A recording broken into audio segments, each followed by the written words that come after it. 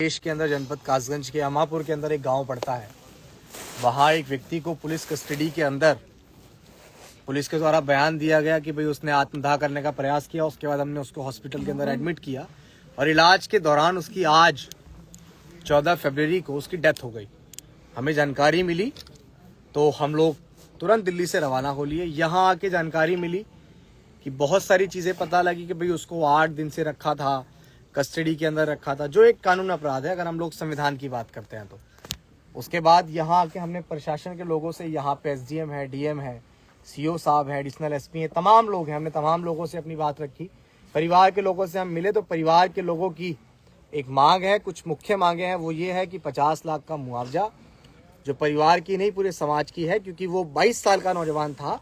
उसका एक छोटा जो भाई है उसकी उम्र अभी 17 साल है, वो बालिग नहीं हुआ। एक छोटी बहन है और भी 2 बहनें हैं और उसके बाद माता पिता, और वो बहुत गरीब स्थिति में है परिवार। जब हमने देखा तो सब लोगों से, समाज के लोगों से बात करके और परिवार से भी बात करके ये फैसला हुआ कि 50 लाख का आर्थिक मुआवजा और 10 बीघे जमीन जो उपजाऊ हो, परिवार को एक सरकारी नौकरी और क्या था चौथा, जिन्होंने भी, क्योंकि देखो आप सब लोग जानते हैं कि अगर पुलिस कस्टडी में किसी ने हत्या का प्रयास, खुद को आत्मदाह का प्रयास किया और वो गलती से मर भी जाता है, उसकी डेथ हो जाती है, तो वो आत्महत्या नहीं है, वो अटेम्प्ट टू मर्डर है, क्योंकि वो पुलिस कस्टडी में हुआ है। और पुलिस कस्टडी में अगर कुछ होता है तो उसका जिम्मेदार प्रशासन होता है और प्रशासन इस बात को बिल्कुल दरकिनार नहीं कर सकता है। और हम इसीलिए पूरी मजबूती से रात को यहाँ खड़े हैं, क्योंकि आज हम देख रहे हैं कि समाज का कोई पैरोकार नहीं है, तो अगर हम भी नहीं पहुंचते तो कौन पहुंचेगा। क्या जो शासन से क्या बात हुई आपकी? आप शासन से हमने अपनी बात रखी है, मुआवजों की बात रखी है। शासन ने कहा है कि भाई जो हमारे हाथ में न्यायोचित है उस बात को हम करेंगे। बाकी अभी हम परिवार के लोगों से दोबारा बात करेंगे। वो जो चाहते हैं, हम तो देखो परिवार के साथ खड़े हैं जी।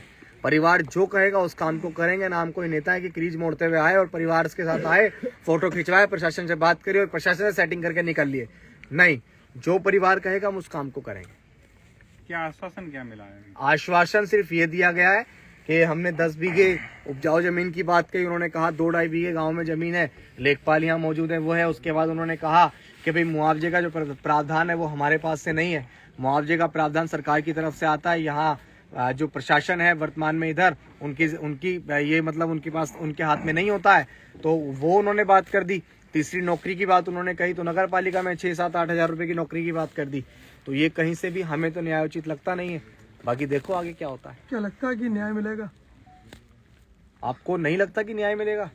भारत का संविधान इस देश में स्थापित है और उस संविधान के अंतर्गत प्रशासन भी आता है। मैं कहूंगा कि अगर मर्डर प्रधानमंत्री ने भी किया है तो मुकदमा 302 का लगेगा और वो जेल में जाएगा। अगर मर्डर किसी मुख्यमंत्री ने किया है तो उसके ऊपर भी मुकदमा 302 का लगेगा और जेल जाएगा। तो ये तो प्रशासन है। अगर कोई भी होता और अगर उसकी कस्टडी में डेथ हुई है, उसने डेथ की है, तो मुकदमा 302 का लगेगा तो लगेगा यार। ठीक है, धन्यवाद। मैं फिलहाल कोई पदाधिकारी नहीं हूँ। मेरा नाम अभिषेक कुमार जाटव है।